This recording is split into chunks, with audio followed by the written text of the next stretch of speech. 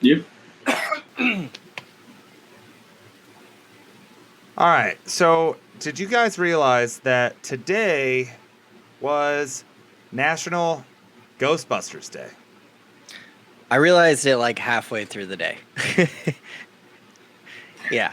Dude, I had no idea, and I'm hanging out, doing my job at the bar, like I do, and these guys come in, and they're all in Ghostbusters gear. Oh, that's awesome. So I stopped them, and I'm like, what's going on here, guys? Like, what's going on? And they're like, oh, yeah, so it's National Ghostbusters Day, and we're a part of this group. We're from Buffalo. And, yeah, this is the day that it came out, and we all celebrate it. And I was like, that's fucking awesome. But it gets way better in so many ways, okay?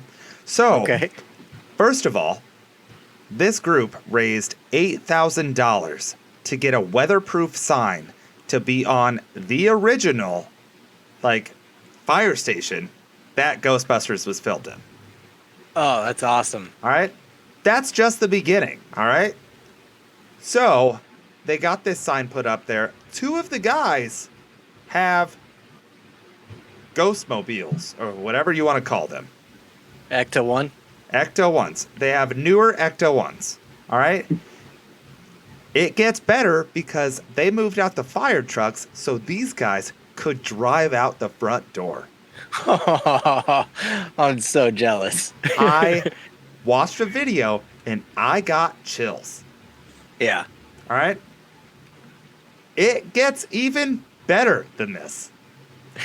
So, Ivan Reitman, on the official Ghostbusters Twitter account, obviously not him, but they got his ghost voice to say thank you to all of these guys for doing this and putting the money out there to make this happen.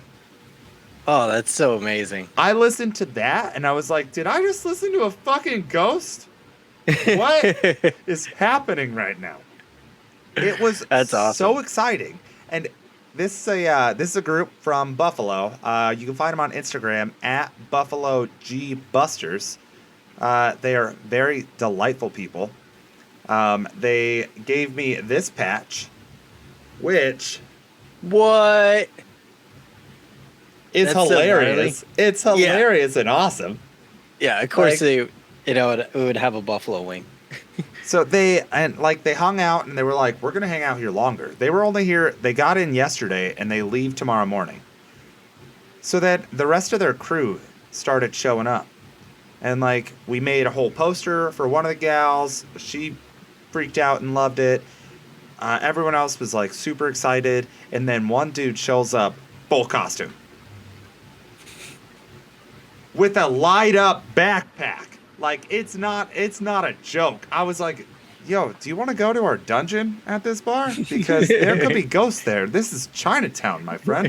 There's probably ghosts there. It was so good. That's awesome. And then I just kept playing the Ghostbusters song for them because that's fun. And then at one point today, I got to hop on the mic and sing really well. Bustin' makes me feel good. Very well done. Very well done. It made me so happy. So happy Ghostbusters Day, guys.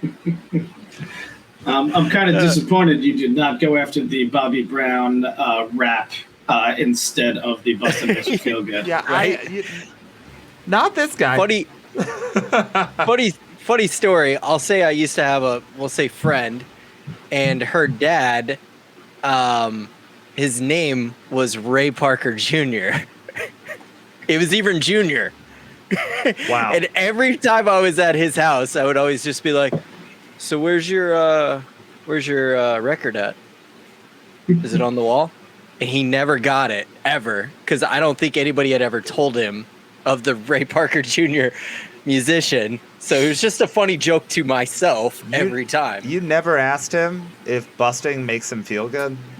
Oh, no. I definitely asked him that. I definitely had asked him that. That was a moral imperative to do that. Yeah, Yeah, 100%. Oh, all right. On that note, I think we're about to let's get going with this. Are you ready to get this shit on the road? Yeah, let's do this. All right, guys. Let's party.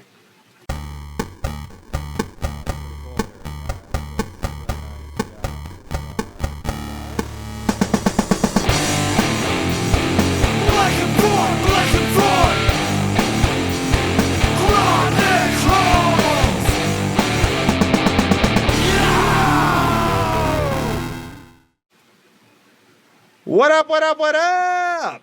Welcome to the BFC'S. So what we are doing the past, lockdown and everything that's been negative in the world, we were very deprived of Marvel Cinematic Universe things. So we have decided to walk through all of the MCU in chronological order and then talk about them. We have things to talk about now outside of that, but we're going to keep on our track and keep what we're doing. Yep. So, I'd like to introduce my co-host, Jeff. Jeff, what are you drinking, and what's the last movie you saw? Oh, yes. I was telling all this to Jordan, and I completely forgot this part because I suck at this part, and I don't know why. So I just got a Voodoo Ranger, excuse me, not Rogue. A Voodoo Ranger IPA. Got the variety pack. I've been drinking those a lot lately. I really enjoy those. So, I saw a lot of movies because I just got back from Hawaii. So there was 2 8-hour flights that I had taken, and they had, the TV screens in the back of the chair. So I watched a lot of films over the past 2 weeks. I saw The Revenant for the first time. I'd never seen The Revenant. Okay.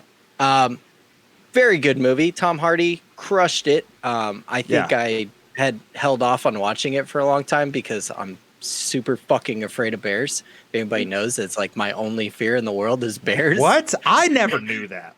Oh, yeah. Lance What? gives you shit about it all the time. It's like a weird Ferguson thing of just murdering a polar bear and wearing its fur as a coat. That's like no. I will, in a very safe and sanctioned and legal way, hunt a bear at one point in my life to get over this fear. I have to. I will full on admit that it will be it'll be survival.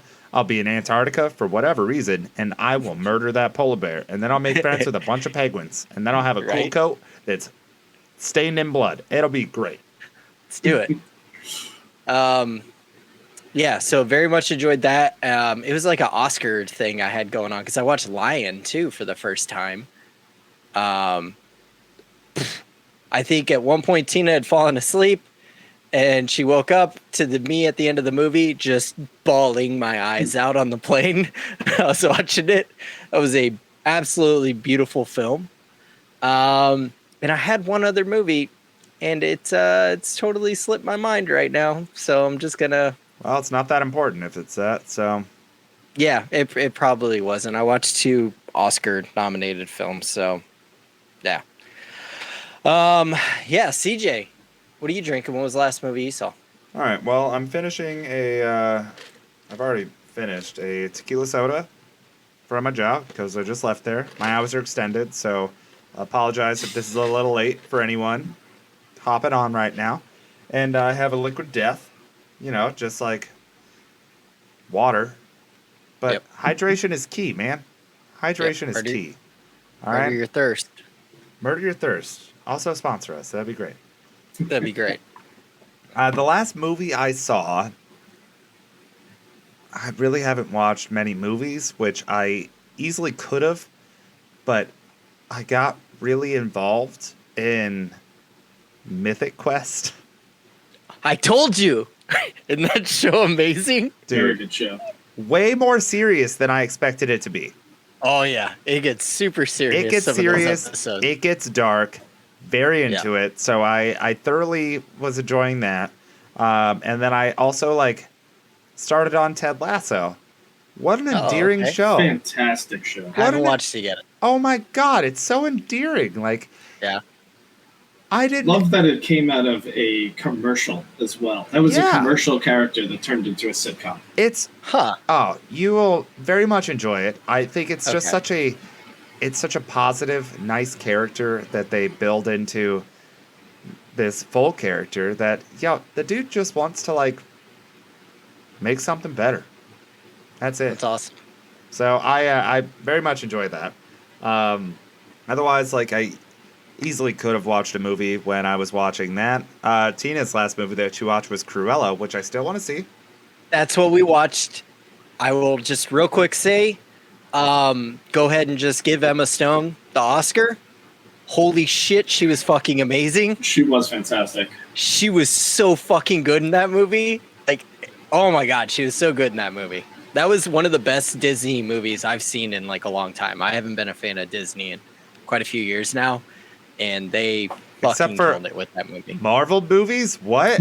Yeah, it kind of counts. Okay, it's a different thing. Kevin Feige controls that. So, well, on that note, we've got a special guest tonight, a good friend of mine who knows way more about movies than anyone I've ever known. He makes his own hot sauce. He is a tech, like, I don't know, he does a lot of tech stuff, and I don't understand anything what he does, but I love to hear about it, and I love when he sits at my bar. Jordan, what's the last movie you saw? Introduce yourself, and what are you drinking? Sure, I'm Jordan Daly, and no, I'm just a big movie guy. You know, I used to write scripts and stuff, and now I just do tech, and now I'm here doing some podcasts with you guys. But this evening, I was thinking about going for a delightful rosé, but I decided to go with a little Bellmead bourbon instead. Here we go. We got to get it out of the background. And the last movie I saw was Ingrid Goes West. I haven't watched that yet. I want to, though. If you want to feel really uncomfortable for about 2 hours, watch it. That's basically the vibe you get from it. I mean, Aubrey Plaza is amazing in it. And Marvel actress Elizabeth Olsen in there. And she's fantastic. And then also our new U.S. agent with Wyatt Russell. Yeah. Yeah. Okay. So we got some Marvel connections there, but oh my God, it's just so unnerving. For a movie that's not a thriller, you just feel uncomfortable at all moments. The movie was almost built on like the idea of just like millennial stalkerism, if that makes sense. Yeah. And also like a codependence on social media. It's just unbelievable. I thoroughly enjoyed it, but yes, I also felt very awkward the entire time. Yeah. So that was the last movie out of me, except for obviously the movie we're going to talk about today. Oh yeah, which Jeff, do you want to talk about what movie we're talking about tonight?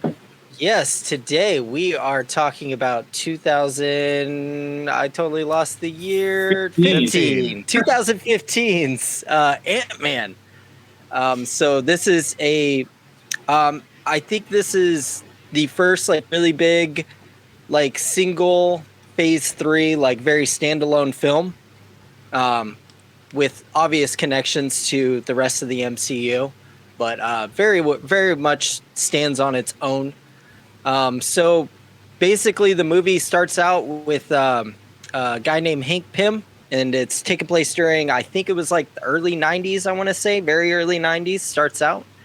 He's talking with Howard Stark and Peggy Carter, and basically he's developed some sort of technology that makes him shrink down, basically separates your atoms, and you can shrink any sort of object, living or non-living, organic or non-organic.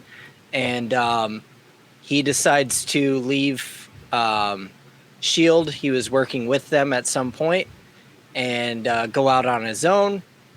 He kind of hits towards the fact that he lost his wife to something. Later on says that it was in a plane crash, and then later on we'll find out what that really was. Fast forward to present day, and we meet Scott Lang, played by the great Paul Rudd. He's in prison. He's getting out of prison. We're like, okay, there's kind of some goofy comedic moments in it, so we're kind of getting a feel for what this movie is going to be like right off the bat. And basically he just wants to be with his daughter. That's really like the core of his whole drive is just, I want to be with my daughter. him being an ex-convict and his ex-wife and her new husband, who was also a police officer, aren't really down with that. And so he ends up kind of with his buddies finding out about this guy's vault. Ends up being Hank Pym's. He ends up finding the Ant-Man suit. Hank Pym tells him, hey, I want to steal this information from my former Pym Technologies company to make sure that they don't recreate the technology that I created. And it's a heist movie, guys. It's a heist movie. It's pretty much what it is. It's a heist movie. 100%. It's a straight up heist movie. It has like the music. I'll just hit it real quick because we can get more into it. But is very like I want to say like 60s Bond. Very like almost Mission Impossible. I feel like I should be playing Baccarat in like a casino in Monaco. There, yeah, exactly. 100%. Yeah. Very, very cool music.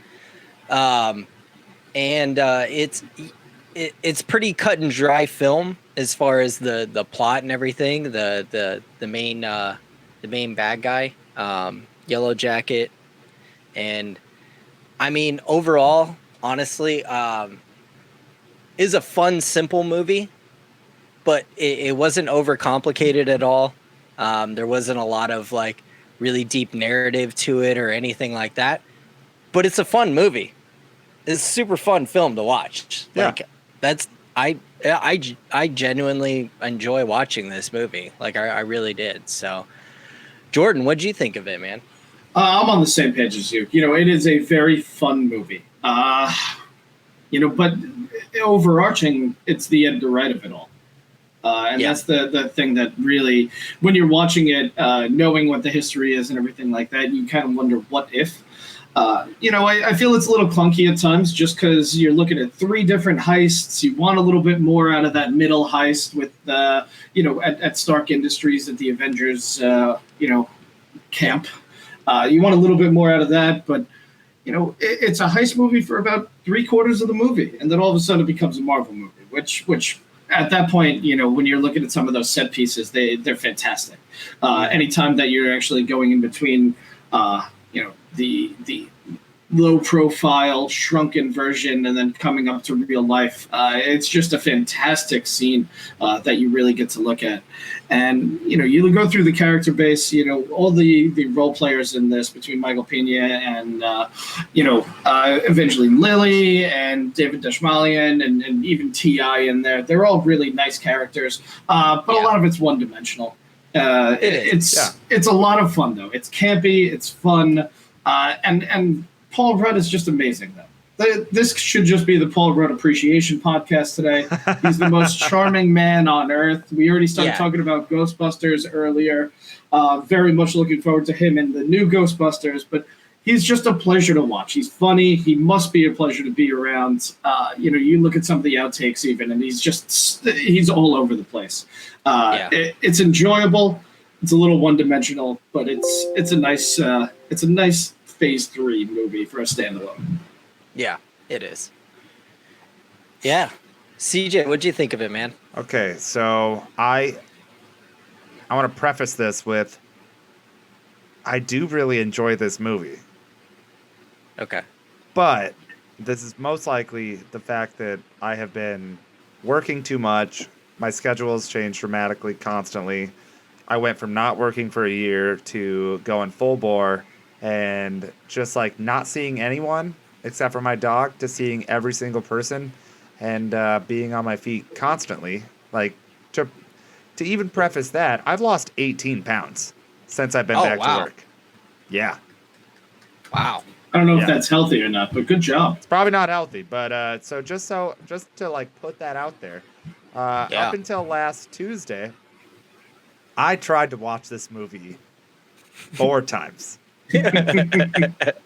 Each time, I fell asleep. And I truly don't think it's a bad movie, but that should say something. And I've been on this weird schedule of just like waking up at like 4:30 a.m. of just being like, why am I awake? And last Tuesday, when I thought we were going to do this and there was like scheduling things and I don't know. I don't know how to read text messages, I guess. I was up and I was like, I guess I should just watch the rest of it while I'm awake. And I was like, nah, I'm going to watch Black Monday first. And I watched that, which huge fan of that show. And then I watched the rest of Antman. And I still thoroughly enjoyed it. And then we were not going to do it. So then last night I got home and I was like, I'm going to watch it. And I did not fall asleep. Congrats. So I enjoy the movie. And I enjoy the movie for like many different reasons. And like the cast is a huge part of it. The effects that they use is a huge part of it. And the way that they do the balance of just like massive, like regular versus tiny is such a fun way to do things. It's beautiful too. I mean, that last fight scene is just, it's a gorgeous fight scene. Oh, it's so good. Like even the way they're running through like carpet fighters. Oh yeah. I do really like the whole Thomas the Train scene, like we see behind Jordan. My favorite scene in the whole movie though is them inside the suitcase right before. And the cure is just blaring. Yep. That is such a cool scene. I love that scene so much. Oh, the little lifesaver breaking apart from that. Yep. First off, I got to throw this out there. Why did Darren Cross just sell the suit? Like, he didn't even need the particles. He's got disintegration rays on the suit already. Like, I know I'm jumping ahead right now, but I had to you're good. You're There's good. no order of what we do, and we can jump straight in with Darren Cross, who is like an egotistical, like fucking self-centered person who really just was looking for a father. He's a sociopath. He's 100% a sociopath. Yeah. Like, and like, I really do like Corey Stoll. I the only other thing I can think of him in is House of Cards, and I really, really enjoyed him in that. In this, I mean, I'm glad they kind of gave him that sociopath kind of drive, and that, you know, like he's looking for a father figure. Mm-hmm. Hank Pym never really accepted him, so it's, you know, it's really like drove him insane. Isn't that other than that father figure though? Yeah, true, right? They all do, yeah, and but other than that, like, he's an okay character. Like, he's probably one of the most forgettable villains, I would say, in the MCU. I think he's way more memorable as a businessman than as Yellow Jacket. Yellow Jacket is just like, Yellow Jacket's a suit. Yellow Jacket is not him. Yellow Jacket is a suit, and you remember the suit, but you don't. It could have been anyone in that suit. It could have been one of the security guards in that helicopter, and you would just. That's it. Yeah, but only he could put the suit on in less than 2 seconds. Yeah, how did he get it on so fast? So fast. How did he grow it and then just was like, I'm in the suit now? Even when Scott puts it on inside the prison cell, he put it on in 6 seconds. Yeah. I know, because they had a countdown on the floor of the ant. He put that suit on in 6 seconds. Which is still quite an accomplishment. Yes. 100%. It takes me about 20 seconds to put on pants. Yeah, exactly. Well, you should start timing yourself and then challenging yourself each morning, because your pants putting on time is going to increase. Like, I think that he wasn't a great villain, but he was a great businessman for the story. And I think that was the fun part of it. Mm-hmm. Yeah. You know, it's really interesting if you even look into just the business aspect of it. At the very beginning, you kind of look at when he invites Hank in, and you see that model in there that now says Cross Technologies. Yeah. And even when you're looking in the room with the Yellow Jacket, it says Cross Technologies. And if he's looking to kind of have this father figure, it's more like, you know, he's trying to take over. And it's just, he thanks him throughout the entire movie, but then goes right back and says, I'm taking over this company and it's going to be my name on everything. You know, he even tells him at the end, I'm going to earn you $15 billion, but then his name is going up on the wall. It's such a weird backhanded compliment to Hank Pym the entire time that he drove this man to this. It's very interesting. The one thing that it's another nitpick of this movie, though, how did the cops never look for the guy Frank? Like, he just shows up in the bathroom, shoots him with the particles, and he's gone. Like, did they just say he's on sabbatical? Like, how are the cops not looking for him?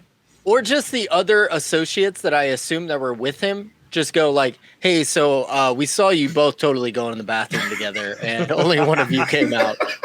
So that's normal, right? Yeah. Like, oh, that's cool. You must have got out the other exit, right? Yeah. Oh, yeah. Right? You totally didn't turn him into a pink blob. A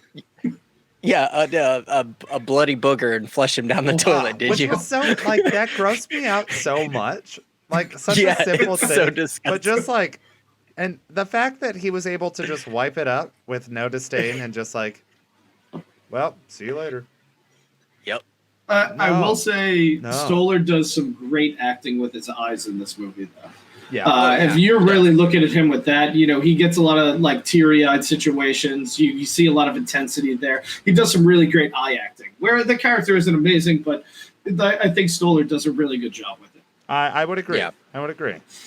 Yeah. Looking at the CGI of this film, I want to talk about one specific thing before we like break down everything. And to start it off, I want to talk about the technology to make an old person look young again. Oh my God.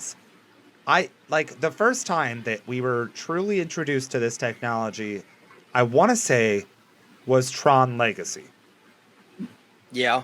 Yeah, that was like probably the first big one. Right. Yeah. Which at the time I was like, that was really good. I couldn't even tell you. Which, real quick, I fucking love that movie. I don't care what anyone says. It's a fantastic fucking film. I like it. Yeah, you're a big Garrett Hedlund head? Yes. Oh yeah. 100%. Like, yeah, I'll look it up. I think that movie came out in 2013. Oh, I would say even before that. 2010. Yeah, I was going to say 9, but 10 is the one. Like, so that was the first time we saw this technology to make an old person look young. And it could have been a choice. I'll put this like catalyst out there of just like maybe it was a choice to make like Jeff Bridges look kind of animated because it's a computer environment. So I'll take that. But then this movie comes out where Michael Douglas looks like a young man again. Yeah. Yeah, he 100%. Like he looked like what's his name in Wall Street. Yeah. Like that's what I was even gonna go American President Douglas. Oh yeah, American President. Yeah, probably like a little later than Wall Street, but yeah. But then I want to just like put this out there because of the fact that Ryan wants to bring up Benjamin Button, and Ryan, no, all right, I love you, no. I want to bring up the fact that he looked so good in this, and The Irishman came out like what last year? So bad, so bad, yeah. Fucking Scorsese, phenomenal director, like writer, like that dude crushes, but they look so bad in that movie. This technology's already there. Where did your budget go? And you can't fix De Niro not being able to kick a human being anymore. Even when he kicked that guy on the floor in that movie, and he looked like a 90-year-old man doing it. Yeah. You can't fix that. So I just want to, like, it looked so good in this movie. And the way that they transformed people and the way that they did we've already started talking about the last fight scene, but the way that they transformed something into a tiny being is done so well. Yeah. Yeah. Just to go back real quick, they actually say Douglas and actually Kurt Russell, because in Guardians of the Galaxy 2, they do it as well with Kurt Russell. They said those two guys were the easiest to do it with because their faces didn't change. Because they're just superimposing it on somebody else's face. So usually at that point, they're just eliminating wrinkles if their face doesn't really change. Oh, I can see that. So that's the big reason why somebody like Kurt Russell or Michael Douglas was able to really come through and actually look like they used to, because all you're eliminating is those wrinkles. Oh, and that's how they made Kurt Russell look exactly like David Hasselhoff, because they look like the same person. Exactly. Which, Jordan, I completely agree, because Kurt Russell looked so good as a younger self in that movie. And that is honestly a better example than Antman. Like, Kurt Russell looked fantastic. Yeah. And they have a shit ton of films and things to pull from to look at them as 100%. younger men. Yeah. Oh yeah. They have tons of stuff. So Yeah, but Yeah. they don't have anything to pull from for De Niro. So No. I what did you guys think of? I always mess it up. Evangeline Lilly, yeah, Evangeline. What did you guys think of her in this? I want to talk about. First of all, I just want to talk about her appearance. What the fuck was her hair? Yeah, What was that that hair! wig? Is that a wig? Oh, I'm I totally thought glad- that's where you were going. I'm totally glad they fixed it in the next one. Yes. Yeah. And yeah, her haircut is really stupid. It's bad. I liked her as a character, but I just couldn't stop looking at her fucking bangs and just like, why? Yeah. No, it's ridiculous. That haircut was so bad; it took away from the character. She came off really angsty to me, like the whole beginning part, and it was really annoying to me. I can deal with angsty characters, and I understand her drive, but for some reason, it annoyed the living shit out of me this time watching her. I was just like, "Oh my god, shut up! You're not a child. Stop acting like a fucking child." Oh, you go Like- through your entire life not knowing how your mom actually died or didn't die. I get that. Mhm. I get that. Like, I'd probably be pretty upset. But she's also helping run, a multi-billion-dollar company, and should have like, I don't know. I get it. He sent her off to boarding school right after her mom died and everything like that. But the thing is once they kind of have that kind of reconciliation later on, she like flips the switch and she's not super whiny bullshit anymore. And I enjoyed her from that point. Agreed. I'll agree with that. But- I think and that's I the enjoy- Paul Rudd effect there. Maybe, yeah. He just charmed the shit out of her and changed her. I mean, Yeah, but yeah. and I enjoy her in the next film, and I enjoy her in later on films. But I just in this one, I was just like, oh my god. It was kind of a lot. I would agree. Yeah. I think this goes to the idea that men cannot write for women. Male writers are just really bad when it comes down to a female-centric character. That is very true. I really think that's what we're looking at in that case. There's just no character depth when you're looking at it there. Yeah, and I want to. Do you guys want to talk about any of the other characters right now? We can get to our big one, but I really, really want to talk about the development of this movie. We'll get into our standouts, but I think development. Let's go. Let's do that. Yeah. Okay. So I think we've already sort of slightly mentioned it, but the fact that Edgar Wright was originally supposed to do this film. Yeah. So first off, this movie had been passed around for a long time. Howard Stern at one point was pitching in 2000 to try and do an Antman movie. I don't think starring him. I think he wanted to just produce it. And then since 2003, Edgar Wright one. had been pitching an Antman movie around. And then obviously after the Disney acquisition and everything like that, the best I can guess is that he had already had his script, brought it in and was like, hey, boom, they were on board. And then I think it was like 2014 when they were in pre-production, or in 2013. Basically, he ended up leaving the film due to differences with, I don't know if it was with Kevin Feige specifically or all of Disney, but ended up leaving the film. And then they brought in Adam McKay, which is every Paul Rudd, Seth Rogen, Will Ferrell, all those movies he does. I mean, he's every single one of those. So, and then he ended up leaving, and then they ultimately ended on. Why am I helping out, Jordan? Peyton Reed. Yeah, Peyton Reed. That's right. Yeah. Which Peyton Reed was known for comedy, romantic comedies. That's all he had pretty much done. I think he did The Breakup and Yes Man. He did Bring It On. Bring It On. He did Bring It On. Bring It On's a great fucking movie. Bring It On is a dope movie. It's a great movie. It is a dope all right, movie. if anyone wants to fight me about that, I will fight you about that. Bring It I On's don't think a great anybody fucking will. movie. Yeah. Put it in the chat. Um, I work in Chinatown. Yeah. Jordan will be But- there if other people show up. Yeah, I mean, since then too, he's become a big part of the Disney family. He's directed a couple episodes of The Mandalorian and things like that. So I think this was really like, yes, he had done good movies, but this was like his really big break. Like, because this has changed his It was career. a different style Yeah. that he was just like, oh, okay, we're gonna give you a chance. Yeah, Like, I feel like within the early stages and not the larger movies of the MCU, not your Thors, not your later Captain Americas. Well, I mean, yeah, not your later Captain Americas, Iron Mans, all that stuff. They're trying to save money because they know that they're going to have to spend a lot of money at some point, and they're like, let's see how this goes. Yeah.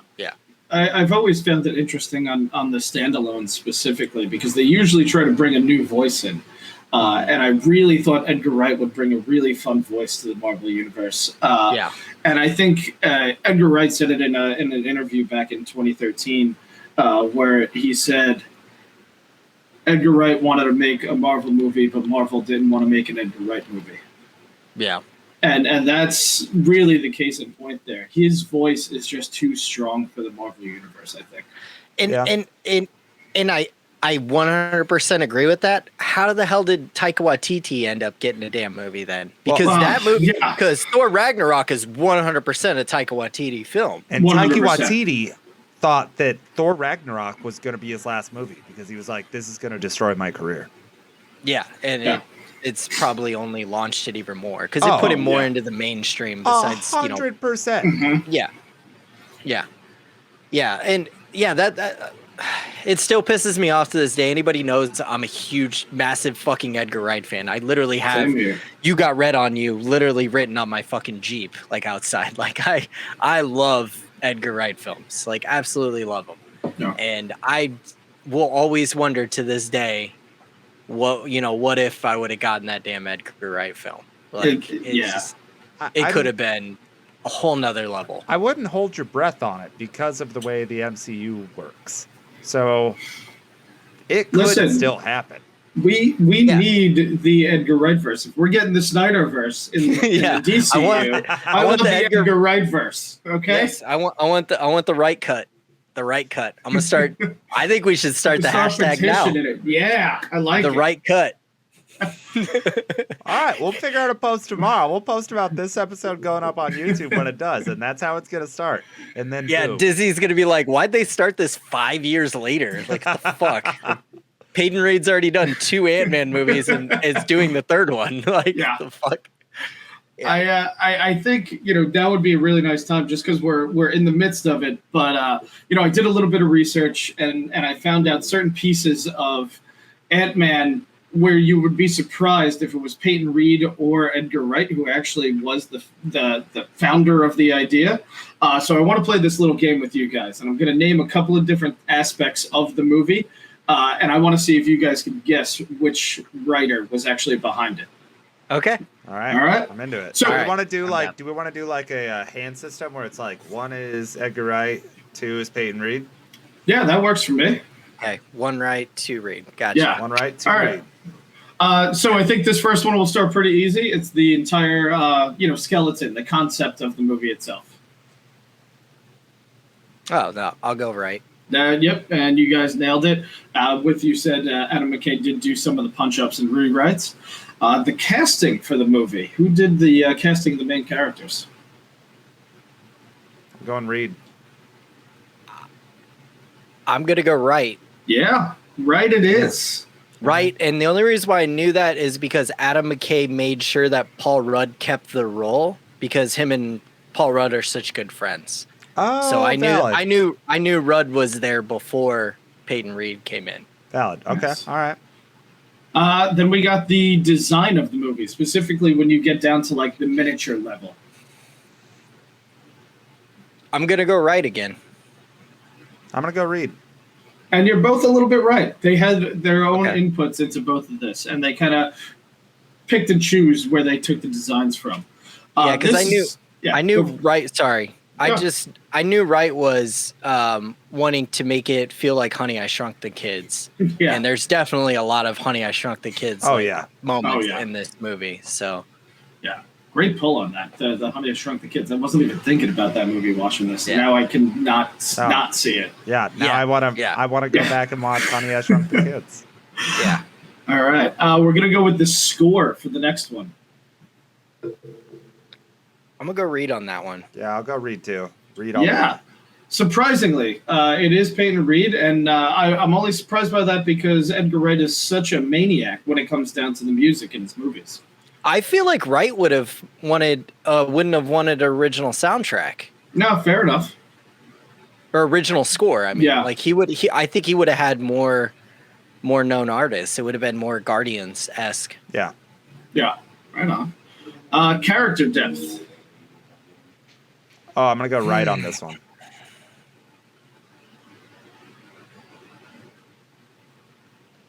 Yeah, I'll go right.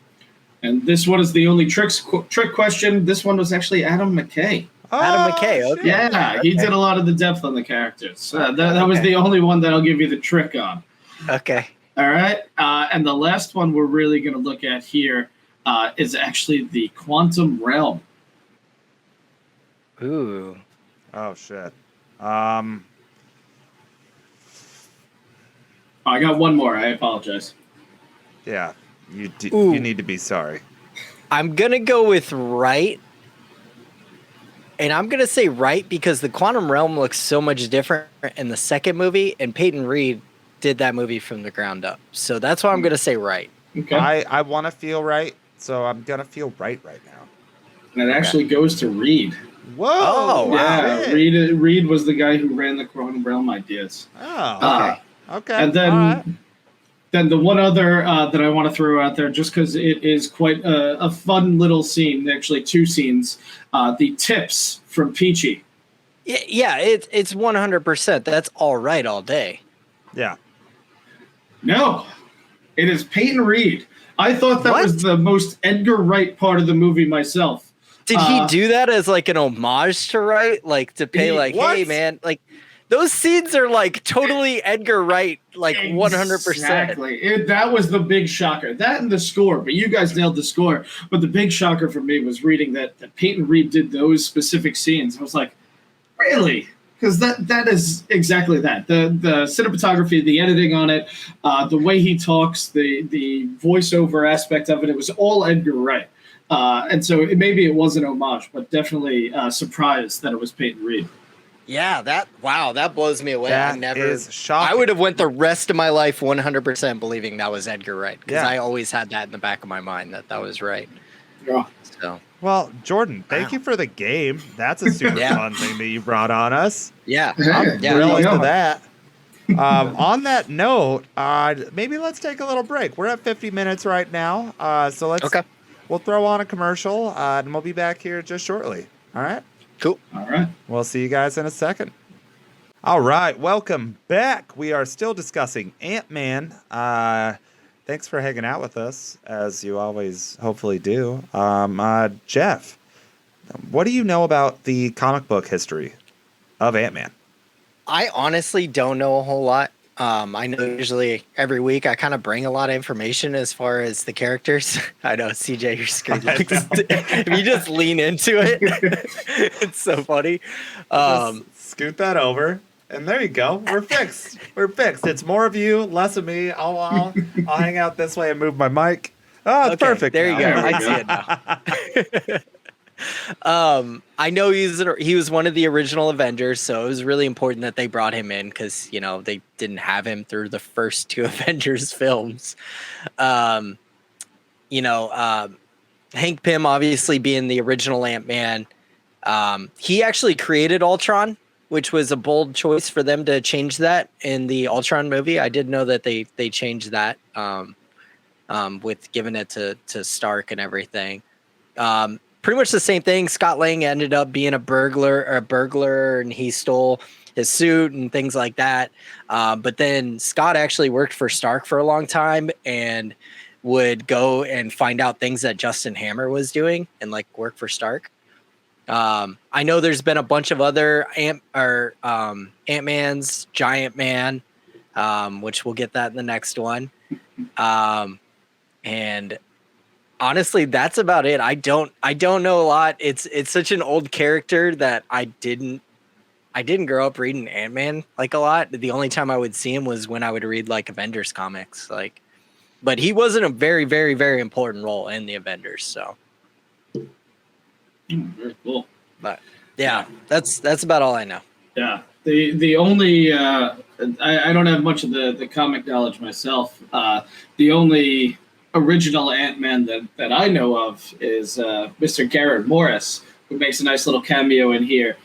He was in SNL, played Ant-Man, and so when they throw him into the scene in which Paul Rudd falls on his car, I think it's a great throwback and a nice little cameo to put in one of the original on-screen Ant-Mans. Yeah, that was super awesome. It's like such such a a cool nice and random thing. Yeah, definitely. And I don't know as far as the comics go, but I would assume he is the only black Ant-Man. I believe he is. Yeah. I mean, there was probably probably. some random comic where like Rhodey turned into Ant-Man at one point or something, just because he got shrunk. There was a little Easter egg in the movie too that I was just thinking about.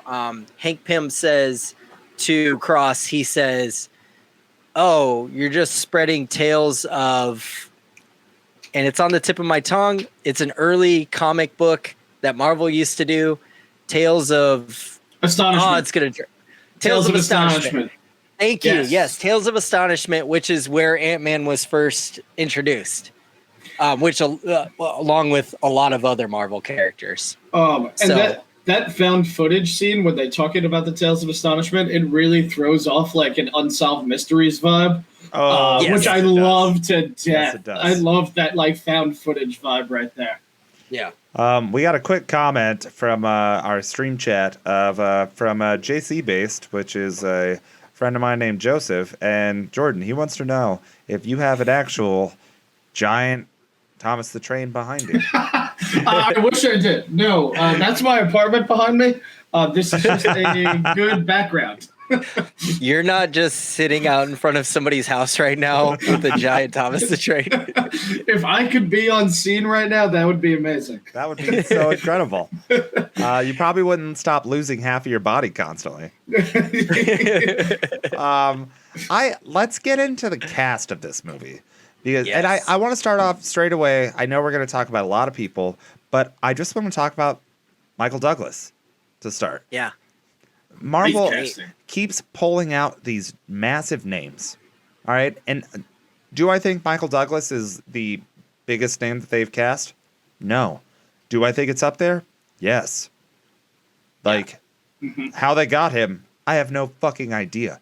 How he was just like, yeah, let's do this. Like, he was dealing, was this post or pre-cancer from cunnilingus? Do we know? I don't know. I don't know. You guys know that story, right? Yes. I forgot about that story until right now. Like, oh man. You might have just had to pay off some medical bills. Get that Marvel money. Like I good money. I mean, I just want to say, like, the largest name to be cast in the MCU, I feel like we can all agree on, is Anthony Hopkins. Well, yeah.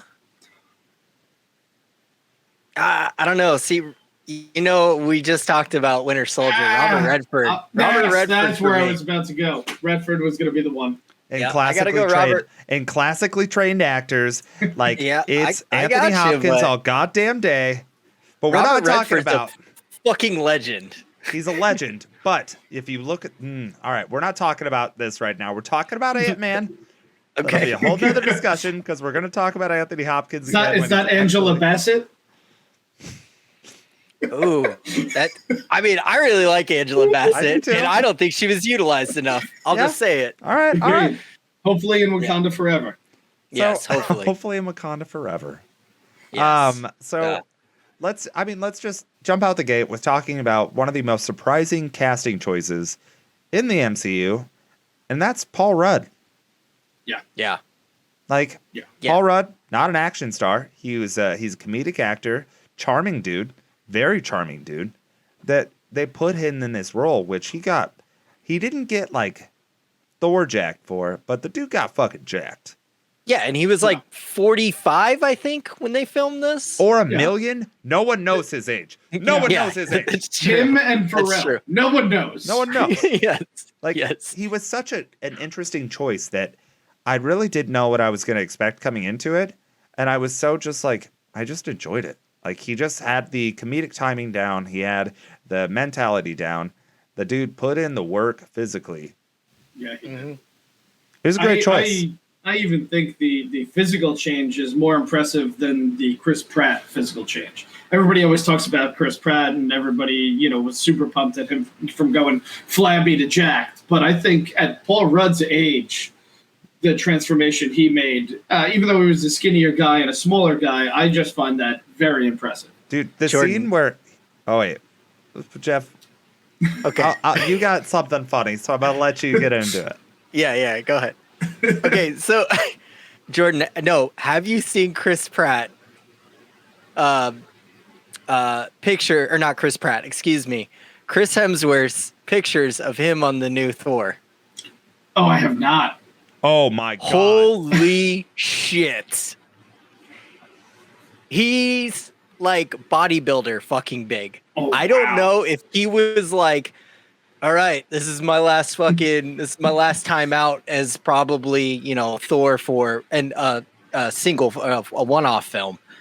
But holy fuck, he got big. So, Jeff, just so you know, what he's doing, they just wrapped Love and Thunder.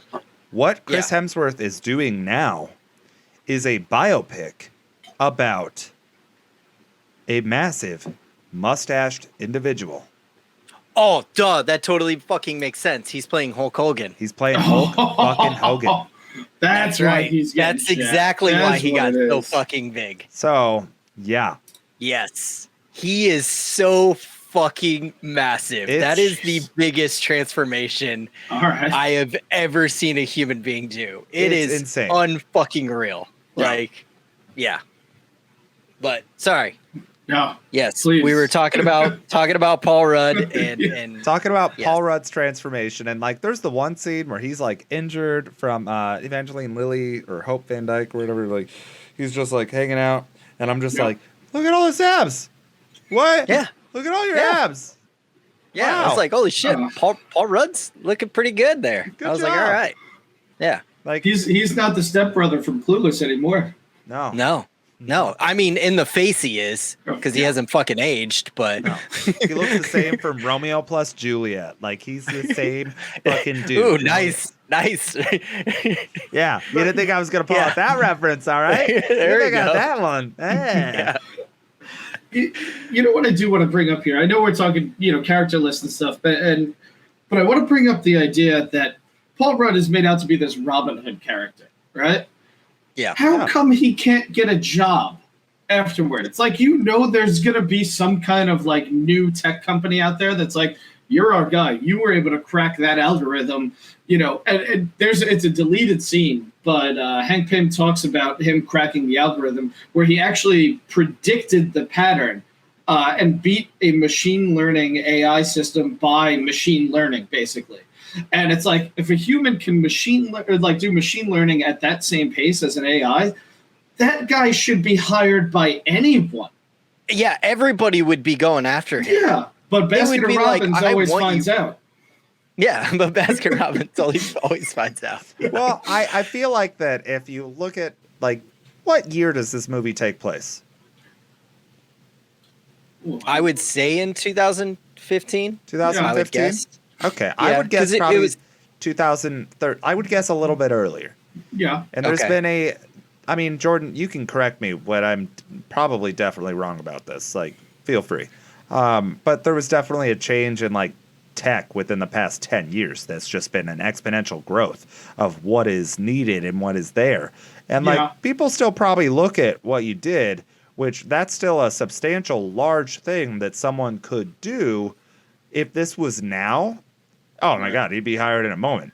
Yeah, I would say the By a terrorist cybersecurity. organization, mostly. Oh, yeah. Like, or like Stark might have reached Yeah. out to him and been like, "Hey man, bro, I'm developing all this different technology. You want to come on and work for me?" Yeah. Like, Stark, I think, no, yeah, Stark would have hired him no matter what. The government would have hired him, please. Oh, 100%. I don't think he would have seen a day in jail. Yeah. I think they would have watched his record and been like, "You're working for us now," and he'd be working at Shield or something right now. But I do feel like that if he didn't go to jail, he would not have been Ant-Man because of the fact that he was not a tough guy. They call him, he became a tough guy in prison, and that's the only reason why they have that scene there. Yeah. So it's just like, oh, this dude can take a hit. Otherwise, it would have been like, what? You're going to do all this training now, and now you can just fight? Yeah. Although I don't know if he'd be able to take a hit from Peachy. I don't know. Yeah. No. Which bringing up to the whole, him not being able to get a job.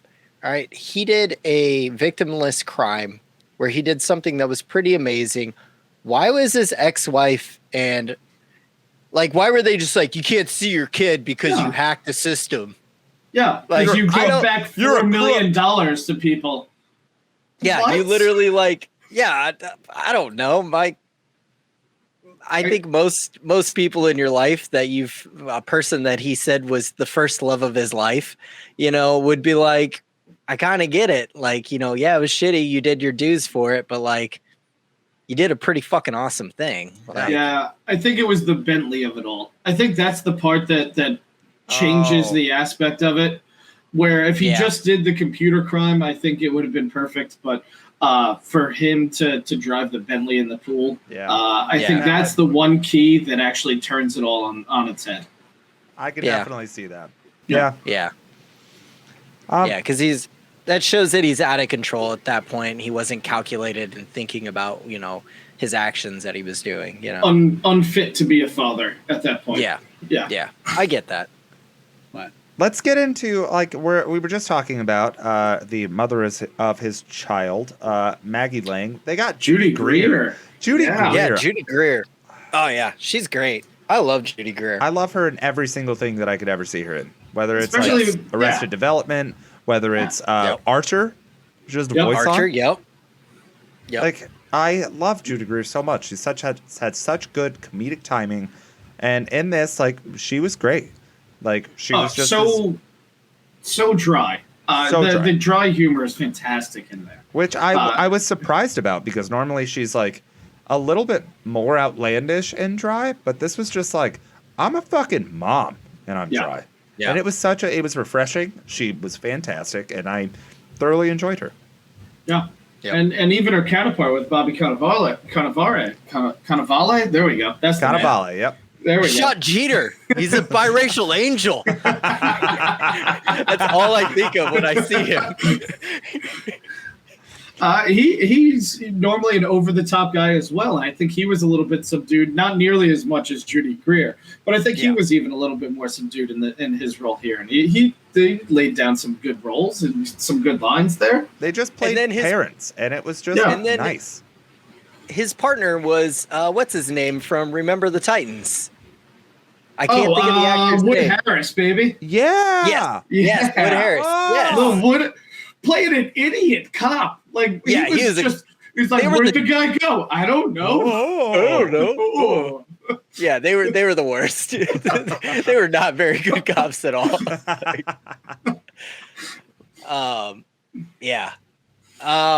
Jordan, only because I know you've already brought him up to us, but let's talk about the crew. Oh, the crew. Michael Pena, David Dastmalchian, and T.I. Yes. T-fucking-I, dude. T.I. Look, he was the worst of the bunch, and I think he's the one who's lacking the most. Oh, yeah. And you could have thrown in a J.B. Smoove. I know he's eventually in the MCU.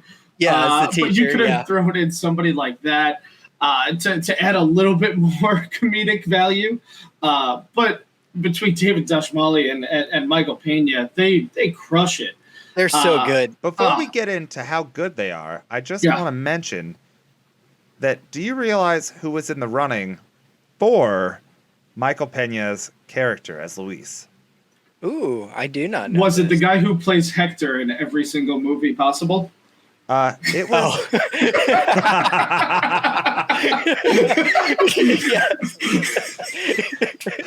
God damn, Nice. that's fucking Nice. good work. Nice. Yeah. And maybe the character would have been named differently, but who was in the running was Keegan-Michael Key. Oh, wow. Ooh. See, he could have been the T.I. character, too. He could have been the T.I. character. Yeah. Like, Yeah. and I would like to live in a universe where I could hear Keegan-Michael Key recap stories. Oh yeah. But I like fucking Michael Pena, and like I'm gonna go ahead and just say it right now. That's my standalone. Yeah. Yes. He's my guy. That's He's my my guy. standalone. That was 100%. I to this day Yes. wish that there was a Michael Pena version of what happened the 5 years during the blip. Oh, yes. Yes. I think we've had this conversation before. We have. Yeah. We I have. think Where we've had it, too. Yep. Yeah, where he just tries to recap everything that happened during those 5 years. It's been a pleasure seeing the Michael Pena memes from this movie about the COVID quarantine. Oh yeah. Oh, And yes. it's like, and then Kobe Bryant died, and then we got a virus from China, and then we just going down, and then we got locked in our apartments for 2 months. Yeah. like just that meme grows on you so well. It's so Yes. good. Yeah, it's so good. Yeah. Yeah, He's- 100% was definitely the best. Like Yeah. was such a standout. Like It was such a good and- casting. Like yeah. And he nails it. I feel like it gave him I feel like it gave him a little bit more he moved away from being that guy in the movies that I always notice. Like I knew who Michael Pena was, but I think like the average viewer was probably like, I know that guy. I seen him in a lot of things, but I don't know his name. And I think it made him a household name a little bit better. oh, it 100% Yeah. did. He was 100%. a Joe Pantaleone type. Yeah. Yeah. You know, a Yeah, solid exactly. character actor. Yes. Like he was so much fun, and his recaps are the fucking best because even Paul Rudd prefaces every single time, just give me the details, and he's like, okay, I saw this. I feel like I can't even do a voice, so I'm not gonna do a voice. But like he's talking about seeing a painting, and he's like, but you know how I feel about seeing these paintings, right? Like he goes, I'm so much more of an impressionist. yeah, Yeah. like yeah. he sells it so hard, and you And believe it makes his character seem like way deeper and way Oh more my God, intelligent yeah. than he comes off as. Because when he tells the stories, you're like, oh, this guy's actually like, he's very cultured and very intelligent. Like, oh See, my God. That's I'm gonna say I was a little disappointed at the beginning when you asked me what I was drinking, and I said I was gonna have a delightful rosé because that's one of his tips. Oh, that's right. He does say that. You're right. Oh, He was like, we were at this wine tasting, and there was a bunch of full-bodied wines, but then I had this delightful rosé that to save the day. Fuck! It's like- Oh man, Jordan, that's not right past us. oh man. My two biggest moments with him was one when he's leaving the complex and there's the dude that he tied up and he's like, oh, there's this dude, and he goes and saves that guy's life, and then he's just like makes sure he's fine. And then the second, the actual first moment is when he's talking to Paul Rudd and he's like, are we the good guys? Yeah. We're the good Yeah, guys, right? Yeah. Feels good. Feels good, but we're the good guys. Yeah. Definitely my standout character and standout casting. The dude crushed it. And as much as I would love to see Keegan-Michael Key in that character, no. They picked the right guy. They picked the right guy. Yeah. And then T.I., T.I.'s not a good actor, but I love T.I. Yeah. I still love the movie ATL. Oh yeah. That's exactly what I was gonna bring up. Like that was such a fucking cool movie. I love that movie. I love ATL. It's like the premise of it, when you really think about it, it's just like, some dudes that live in a lower income area just love roller skating. Yeah, I know. It sounds stupid That's as it. shit. But Yeah, I'd have been like Brink. Are you talking about Brink? talking about Brink? Oh. And then, David Dashmalian, I know he's got a little minimal role there. I think he's brilliant. I'm excited to see him in the new Suicide Squad movie. As Yeah. Polka Dot Man. He's, Yeah. I tried to do my research for you guys, and I saw, I was like, okay, how many actors have actually done both a DC movie and a Marvel movie? I was thinking like 10, 12, 15 tops. There are 70 different actors and actresses that have been in both, and it's a ridiculous number. Mostly minor roles, but at the same point, that's a crazy number that have actually experienced both universes in that one. Yeah, that's insane. Yeah, It's a large number. Yeah, he's a very pleasant character in this. Just with the foreign accent that he's got. I don't know where he's from. It's somewhere in Eastern Europe, I'm assuming. But he's a great little side character in there as well. And he is one of those guys that I think people go, I know that guy from a lot of things, but I don't know who he is. I mean, you got to think like he had a small role in Seven. He's been in Blade Runner 2049. He was in the Dark. He was in Knight. Yep. Dark Knight. Dude, he was. I'm just looking at his IMDb page in 2021. He's in 6 different things in 2018. 6 different things in 2017. Only 2, but 2016, 4, 2015. Like the dude. He's a working man. He's playing Calendar Man in the Batman: The Long Halloween cartoon that's about to come out. Oh wow. Yeah. He's amazing. He's in so much shit. Oh my god, he was in the Angry Video Game Nerd movie. Sorry, that's a deep reference that nobody's. that one got me. Sorry. Yeah, that much gets me. He's a YouTuber that I've been watching for like 10 years. So that's so random. Dude, he's gonna be he's in Dune. Yeah, he's gonna be in Dune. I think everybody's. Everyone's I think in everybody's Dune. gonna be. I'm pretty sure I'm in Dune. Are you in it? I'm in it. Yeah, I'm in it. I know. I have like one. I think I just say like or something. Nice. But yeah, I'm in it. I didn't even get a line. I'm just in the background. I'm actually the box. Chalamet, so. Oh, congrats! I'm the box. You put your hand inside of me. Yeah, I know. All right, I felt when I got inside of you, I was like, I know this feeling really well.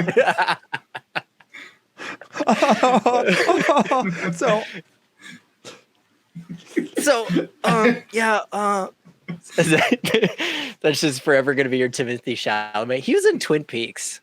I mean, the dude's got an amazing IMDb. Yeah, he's just. T.I. was also on Entourage in a small cameo. Just fun fact he was. Our stream chat. Was it as T.I.? Probably. Yeah. Yeah, he probably was. Yeah, just played himself because I think everybody, for the most part, did in that. Yeah. So.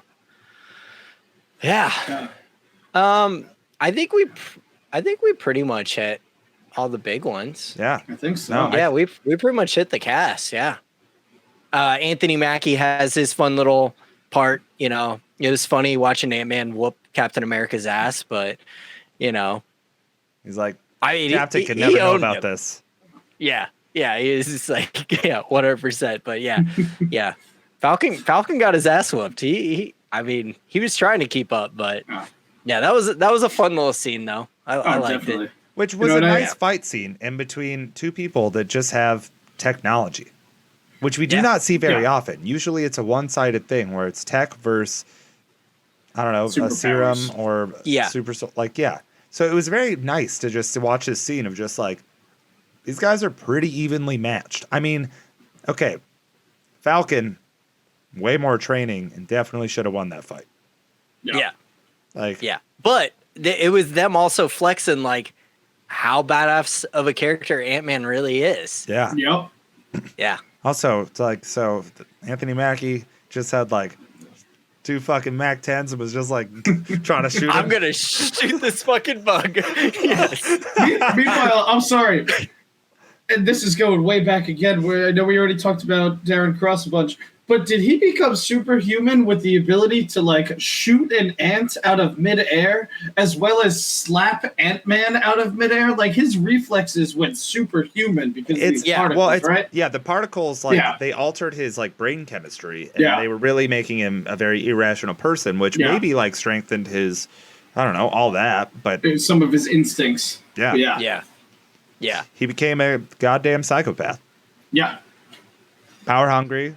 Just trying to, I don't know, create a massive war of tiny little yellow jackets flying around. Yeah. On that note, I think it's time to give our ratings. Okay. All right. I'll go first. I'm gonna give this movie. I'm gonna give it a 4. I feel like a 4 is like a good solid. Like, it's good. Is the movie great? No, it's okay. It has fun elements. Obviously, we've laughed a lot tonight because we paid attention to a lot of stuff within the film. I think, like I said, Cross's character is just kind of like, okay, he was a character. His bag, it suffered from the same comic book. Okay, so what's the bad guy gonna be? The same thing, just in a different suit, which happens too much in And it comic also book has movies. lasers. Yeah, it also has lasers. He might Yeah. have one slight alteration, but it's the same shit. You know what I Yeah. mean? Like, and Marvel definitely has fallen to this a few times, which kind of sucks. And then, it was a bold. It was a. I won't say it's a bold choice. It was a good choice at this point. Marvel had enough ground underneath them to pull out such a kind of hard to sell character like Ant-Man. They didn't try and introduce him right off the bat, which in the sense of everything, like, would have, been really hard to do because he is such a hard character. So, but overall, I'll give it like a solid 4. Like, it's a hard 4. Like, it is a good movie. But how about you, Jordan? I want to give it the 4, but I can't. I would probably be in between the 3 and the 4 spot. I'm going to give it a 3.5. Is halves allowed? Are we okay with halves? Whatever you want. I'm good with halves. All right. Yeah. So I'd give it a nice 3.5. Look, it's fun. That's the best thing I could say about it, and that's the problem, right? When you look at some of the other Marvel movies out there, not that they're necessarily groundbreaking, besides for Iron Man, really, they're are much better movies and well-crafted movies. And I think the overarching what if on the Edgar Wright side of things really takes it down a notch for me. I really think that, would we have seen a better movie with Edgar Wright at the helm? I don't know. But I'd like to think so because of how brilliant he is. And that takes it down a notch in general for me. And so looking at it that way, I can't give it the full 4. I still do enjoy it, and it's still fun, and Paul Rudd is charming as fuck, but it's a 3.5. Okay. I'll take that. How about you? Well, how about you, Seed? Okay, being is that it took me 5 times to watch this movie before I could finish it. And, when I have, like, more time to sleep and I'm not overworking myself, I might give this a different rating. But because I do enjoy the movie, and even watching it last night, I did enjoy it. But I've been very exhausted and watched other movies, and they've kept me awake, where I've been like, fuck, I just want to sleep, but I just can't stop watching this movie. Thor Ragnarok is one of them. Yeah. But you know what? I'm going to have to give it, just because I'm exhausted, a 2. A 2. Wow. Wow. Okay. Try watching a movie 5 times and falling asleep 4 other times. Yeah, it's got to say a lot about how the movie. Like, the middle progression of the movie is very stagnant, and I wanted more. So and that could change at some point. Maybe like a month from now, we'll hop on and be like, guys, I've come to a realization. I'm at a 5. I don't know. But for now, I'm giving it a 2. Just because of my sleep. Okay, fair enough. All right. Jeff, what's next week's movie?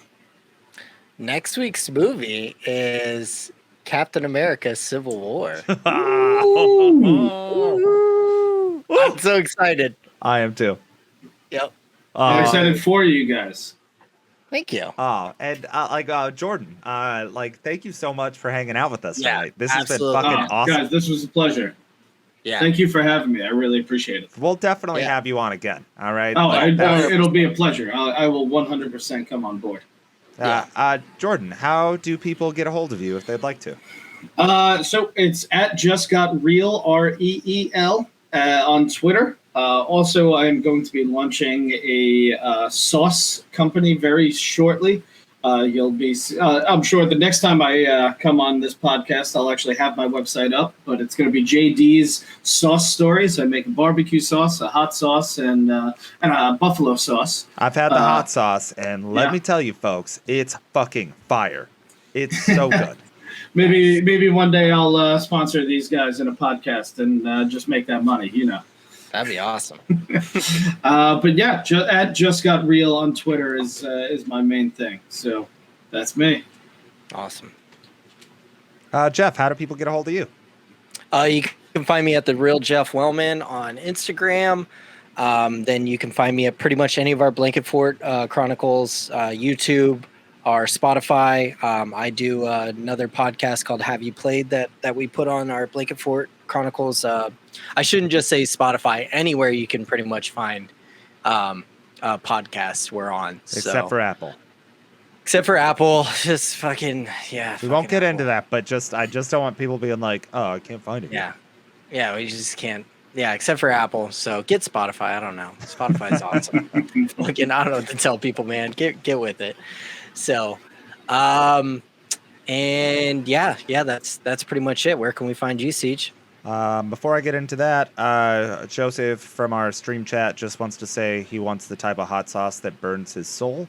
So, Jordan, if you can work on that. It's a blood orange habanero hot sauce. I don't know if it'll burn your soul, but it is decently spicy. I don't think that'll burn his soul, but you might have to whip up something that'll burn his soul. But you can find me at Instagram at Colin Ferguson. You can also find me on Twitter at GoKidVenture.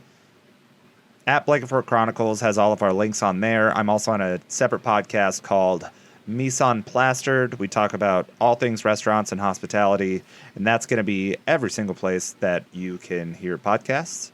We are trending in the Philippines, which is interesting, and I don't know anything about that. So very nice. Yeah. They're exciting. Otherwise, yeah, within the Blanket Fort, you can find all of these on YouTube. If you've missed any episodes or want to hear how we feel about Iron Man 3 or the Avengers, or I don't know, maybe I'll try to put up the Hulk, but it's just going to be a mess of an episode. It was a mess of a movie, so that's okay. Yeah. On that note, I am looking forward to next week, and I would hang out longer, but I'm beat, guys.